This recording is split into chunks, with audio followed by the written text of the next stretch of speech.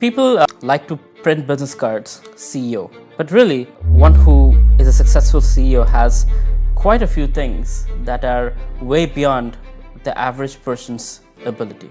And that's why they can lead a company and take the responsibilities and live with rejections and live with not having weekends. So I'll tell you in this video a little bit about what it takes to be a CEO, a successful one. Well, the first thing is having the ability and the bravery to say yes to things that other people will say no to. When you tell somebody to do a little bit more, they'll be like, oh, it's not my job, not what I'm supposed to do.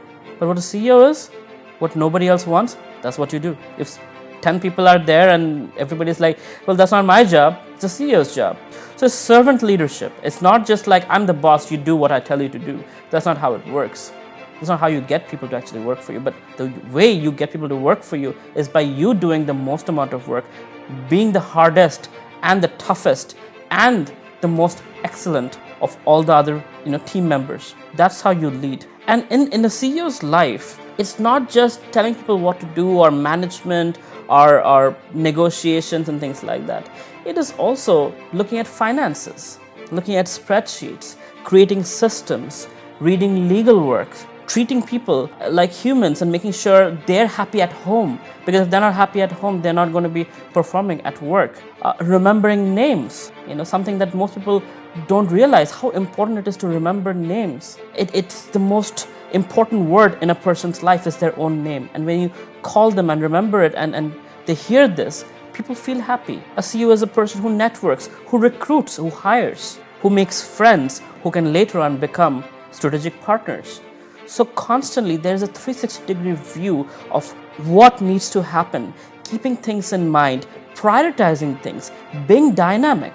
That means that you wanted to do this for the last 7 days, you were planning on it, and just the last minute you have to do this because there is a fire or there's a problem. And it's totally okay with it. You do this with full enthusiasm without regrets that, oh, I was preparing for this for 7 days. The unsuccessful CEOs are the ones who get stuck, who are, well, this was where my heart was set, I'm not doing this for whatever reason. No, the needs have changed, you got to switch. You got to be flexible. You got to be humble. Humility is a big part about being a CEO because you know what? Yes, there are people who will respect you out of fear or respect you because you're giving them money. But people really respect you when you act in your true nature. When you say, I don't know.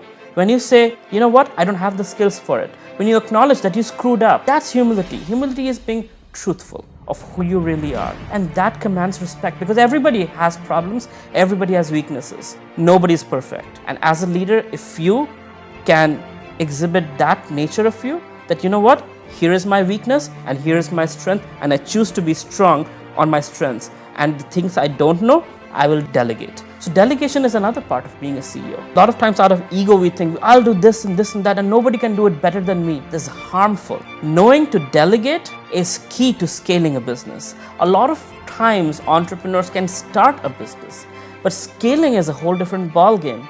That's when people get frustrated, they lose out focus, and they crash because scaling happens when you are prepared ahead of time, because when people are demanding your product and you don't have the bandwidth to give it, that's when you crash. But if you prepare ahead of time to make yourself strong, to have a strong team, to have the right friendships who you will bring in forward, have a system in place that is replicable regardless of time, place and circumstance, etc., etc. These strategic moves prepare you for scaling. But the most important part is delegation. You might be better at doing certain things than other people, but you cannot afford to do all of those things by yourself. So you need to let people take over, own it, and be responsible. So what you do as a CEO is key performance indicator. You set milestones for them.